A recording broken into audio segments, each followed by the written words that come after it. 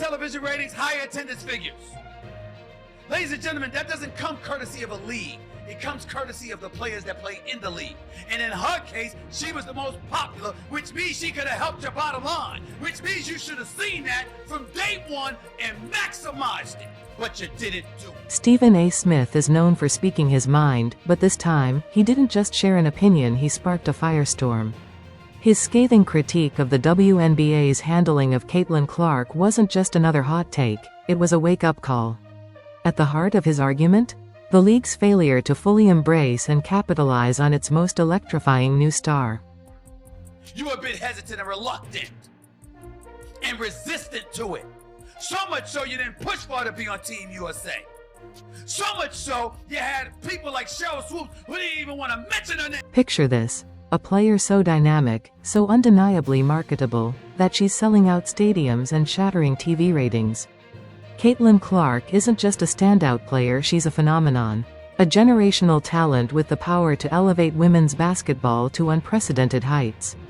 Yet, instead of riding the wave of her meteoric rise, the WNBA's response has been lukewarm at best. Fans are left wondering, is the league even serious about growing its brand? Then are you willing to admit how stupid it was for y'all not to go all in speaking your piece to elevate Caitlin Clark? So therefore even more attention could have come and y'all could have reaped the benefits?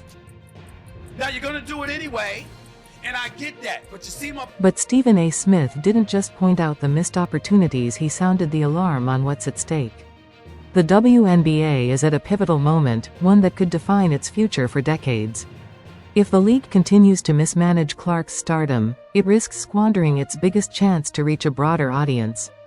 What happens if they keep underplaying her impact? How do you justify sidelining the most bankable star the league has seen in years? And everybody talks about other WNBA players not being appreciated. Nobody insulted them. Nobody dismissed their contribution. We were simply saying, despite the contributions for years and years and years, a lot of people didn't care. Fair or not, until Caitlin Clark came. When Stephen A. Smith speaks, it's not just noise, it's an event that shakes up the conversation. This time, his sharp critique put the WNBA on blast, calling out its leadership under Commissioner Kathy Engelbert and even some veteran players. His frustration was palpable as he dissected how the league has failed to fully embrace Caitlin Clark's arrival, a player whose performances have shattered expectations and electrified the basketball world. The opposite direction, it could have helped that much and facilitated you being in an even stronger position to get yours. But you didn't do it. You didn't do it. Wow. Take a look at how Clark's historic milestones have been received, or rather, ignored. Earned accolades left and right. Forbes 30 Under 30, SBJ Sportsperson of the Year, AP Female Athlete of the Year, Time Athlete of the Year, and has even taken the initiative to boost women's sports through high-profile appearances and speaking engagements. But how did the WNBA respond? With silence. Instead of using these moments to highlight the game's rising popularity, the league barely acknowledged them, missing a golden opportunity to amplify Clark's impact. And then there's the way her Rookie of the Year award was handled. Other players received grand celebrations for their achievements, but Clark? Just a routine phone call. No major announcement, no big production, just another opportunity squandered. Fans noticed the disparity, and they weren't quiet about it. Clark has done more to bring new eyes to the WNBA than any player in recent history. Yet the league seems hesitant to give her the platform she's already earned. They decided that they were going to let her know she was Rookie of the Year with a phone call in Connecticut during a practice before a playoff game. You can't make this up. The question now is, why? Why is the WNBA dragging its feet when it comes to promoting the very player who could lead them into a new era? And more importantly, how long can they afford to keep making the same mistakes before it costs them everything? Stephen A. Smith's explosive take wasn't just another headline, it was the truth many fans and analysts had been thinking for months. His words perfectly captured the growing frustration within the WNBA community. This isn't just about Caitlin Clark, it's about a broader issue. how the league handles its biggest stars, its lack of aggressive promotion, and its failure to fully capitalize on the momentum Clark has single-handedly generated. Elevated television ratings, it elevated attendance, and it damn sure elevated franchise value. But now, something that y'all resisted talking about, opining about, acknowledge. And that's exactly why Stephen A. Smith's passionate critique hits so hard. The stakes couldn't be higher. The WNBA is at a crucial turning point, and fans aren't just spectators, they're demanding more. They want a clear plan for growth, consistent messaging that celebrates their biggest stars, and, most importantly, leadership that understands the importance of this moment. Without these things, even the most groundbreaking stars can only do so much. What happens if the WNBA keeps fumbling these chances? The risk isn't just a missed opportunity, it's stagnation at a time when momentum is everything. Stephen A. wasn't just offering criticism, he was putting the league on notice. Caitlin Clark represents the future of women's basketball. She's more than just a talented newcomer, she's a generational player who could elevate the WNBA to new heights. But for that to happen, the league must decide, is it ready to fully embrace her rise, or will it continue making the same old mistakes? I said Caitlin Clark, rising tide lifts all boats. As much as her presence was maximized by the WNBA, you players could have done more to assist. The frustration surrounding the league's leadership reached new heights when Commissioner Kathy Engelbert took center stage on national television. Fans and players alike were eager to hear a strong, decisive leader lay out a compelling vision for the future of the WNBA. Instead, what they got was a collection of vague remarks that left more questions than answers. Her recent appearances on 60 Minutes and CNBC's Power Lunch made one thing painfully clear: there's a disconnect between leadership and the reality of what's happening in the league. Notice when you're asking about Caitlin a lot, you bring up other rookies as well. No league's ever about one player. That player could get hurt or whatever. So I think it's just to give recognition that in sports, people watch for compelling content and rivalries. And you can't do that alone as one person. Take her 60 Minutes interview, where Engelbert was asked about Caitlin Clark's unprecedented impact on the game. This was the perfect opportunity to recognize and celebrate one of the WNBA's most influential players. But her response? No league is ever about one player. While technically true, the comment felt dismissive, almost as if she was deliberately downplaying Clark's significance. Fans immediately took to social media, calling out the league for failing to properly acknowledge the very player who has driven record viewership, ticket sales, and engagement. Instead of celebrating Clark's accomplishments, Engelbert's words made it seem like the league was reluctant to fully embrace the reality of her influence. White, one black. And so we have that moment with these two. But the one thing I know about sports, you need rivalry. That's what makes people watch. They want to watch games of consequence between rivals. They don't want everybody being nice to one another. This isn't just a perception issue, it has real consequences. While Engelbert talks about leveraging rivalries to boost ratings, players like Caitlin Clark are dealing with inconsistent officiating, unnecessary physicality, and unfair treatment. Fans aren't asking for scripted drama, they want a league that prioritizes fairness, player safety, and professionalism.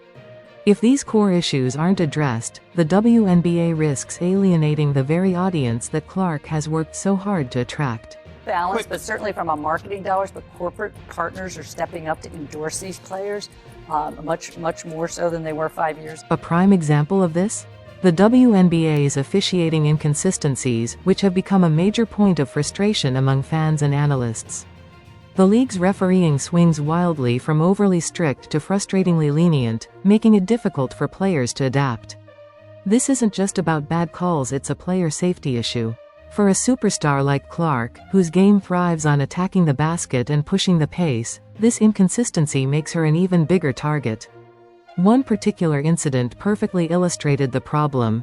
During a game, Clark was given a technical foul for accidentally hitting the ring post, a moment so absurd it quickly went viral. Fans were quick to point out the double standard, questioning why similar moments from other players were either ignored or lightly penalized. This inconsistency fuels the perception that Clark is being held to a different standard than other stars in the league. Caitlin Clark gets hit with a technical.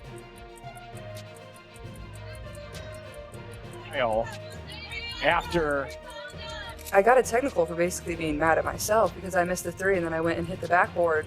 And he told me it was disrespectful to the game of basketball. So, did Diana Taurasi receive the same technical foul for the exact same play?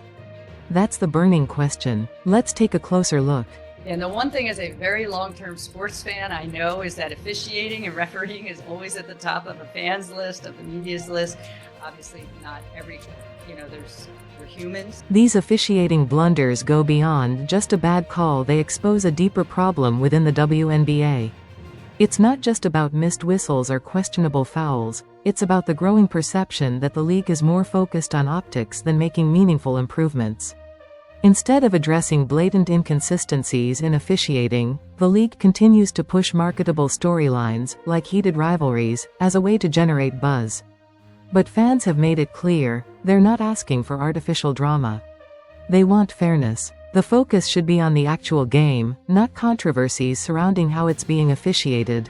Don't tell me Caitlin Clark gets a special whistle ever again. One call was an ejection and the other was a common foul. Now, let's replay this one more damn time. So I can see right here. This was the exact same damn play. Look, same play. Same play, bro. Look at this. Are you serious? Boom. Same play. Same play. Now, Grant Williams was ejected. Player safety is another area where the WNBA is dropping the ball. Caitlin Clark's historic freshman campaign wasn't just about breaking records, it was also a grueling test of endurance. Game after game, Clark was subjected to excessive physical play, taking hits that often crossed the line. Fans and analysts alike raised alarms about the number of dangerous fouls she endured. Yet, the league's response has been frustratingly lackluster. There have been no real efforts to improve officiating consistency or introduce stricter safety measures to protect players from unnecessary harm. Let's break it down by comparing one of Clark's most controversial fouls to how a similar play is handled in the NBA. The difference? Startling. The contrast reveals a clear double standard, highlighting just how unprepared the WNBA is to handle the physicality of its growing game. This inconsistency not only affects player safety but also damages the league's credibility in the eyes of both players and fans. Pass, and Diana Taurasi, they'll count the bucket. Beyond the glaring officiating issues, the WNBA's failure to properly capitalize on Caitlin Clark's rise raises an entirely different concern. Fans packed arenas, TV ratings shattered records, and social media engagement skyrocketed. Yet, somehow, the league failed to seize the moment. Clark's jerseys were constantly sold out, but there was little to no official merchandise commemorating her record-breaking rookie season. Even the promotional efforts surrounding her success felt underwhelming, leaving fans wondering why the league wasn't fully leaning into this once-in-a-generation moment. Clark's freshman year wasn't just a spectacle, it was a golden opportunity for the WNBA to redefine itself. Yet, instead of embracing the hype and riding the wave of excitement, the league fumbled the bag, missing countless chances to elevate both Clark and the sport as a whole. These missteps aren't just frustrating, they're potentially catastrophic. A league at a pivotal moment can't afford to keep making the same mistakes. Without bold action, the WNBA risks losing more than just momentum, it could alienate the very fans and players that drive its success. Actually be that dense. Professional league, guys. We're not talking about a rec league. We're not talking about even a high school team. Nobody believes that anybody is that clueless. This isn't just about promotional missteps, it's about the league's long-term trajectory. If the WNBA continues prioritizing surface-level marketing wins over substantial structural improvements, it risks stagnation at a time when growth should be its top priority. Caitlin Clark has given the league a rare opportunity to reach new heights. But the real question is, will the leadership take advantage of it, or will they continue letting these unresolved issues overshadow the league's full potential? Beyond the promotional aspect, the WNBA's lack of strong player advocacy has sparked increasing criticism. Rivalries and intense competition are great for driving engagement, but they shouldn't come at the expense of telling deeper, more meaningful stories. Clark's rise wasn't just about her on-court dominance, it was about her journey, the impact she had on women's basketball, and the new wave of fans she introduced to the sport. The league had the perfect chance to align itself with that story, yet it failed to do so in a meaningful way. Such an incredible moment on a global scale for our game, for our players. It's like the fans are absolutely incredible. It's the same when we go on the road. Like there's so many people that are showing up in fever gear. It's really affecting, teams all across our league, which is a really great thing. And, really, I think we're just scratching the surface. Clark's influence extended far beyond her own brand. Her record-setting performances didn't just elevate her own status, they lifted the entire league. New fans, casual sports enthusiasts, and college basketball supporters flocked to WNBA games because of her. Her story proved that individual greatness can have ripple effects across an entire sport. So, the obvious question remains, why wasn't the league prepared to embrace this shift? Her debut season showcased the heights the WNBA is capable of reaching, but the league's response to that surge in popularity revealed its glaring flaws. From the uninspired way they handled her Rookie of the Year award to Commissioner Kathy Engelbert's tone-deaf remarks in major interviews, the WNBA has repeatedly failed to fully support its stars. It leaves fans asking, why isn't the league embracing its biggest names? Why do fundamental issues like officiating and player safety remain unresolved?